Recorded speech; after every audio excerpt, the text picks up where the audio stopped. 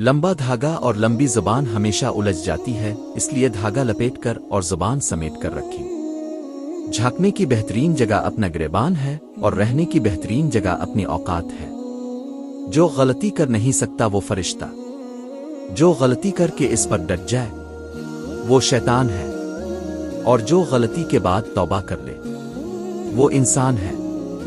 جینے والوں کی قدر کرے، مرا ہوا اپنی تعریف نہیں سن سکتا۔ 4 غلطیوں سے بچو۔ الف، شریف کو بے وقوف مت سمجھو۔ 2، مگر کو عقل مند مت سمجھو۔ 3، قاتل کو بہادر مت سمجھو۔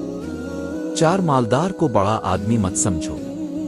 لوگوں پر 3 احسان کرو، نفع نہیں دے سکتے تو نقصان نہ دو، خوش نہیں کر سکتے تو رنجیدہ نہ کرو، تعریف نہیں کر سکتے تو برائی نہ کرو۔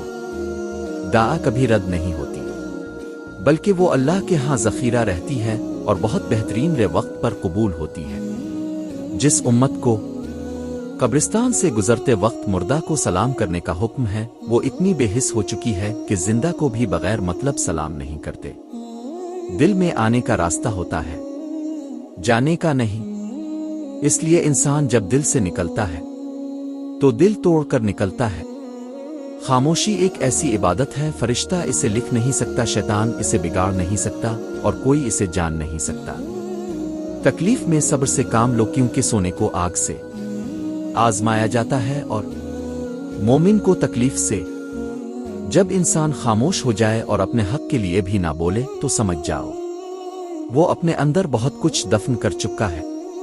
جو عورت کسی نامحرم کو اپنی عمر سے ہی بتو دے تو سمجھ جائیں وہ عورت اس مرد میں دلچسپی رکھتی ہے، نکاح کی خواہش مند ہے۔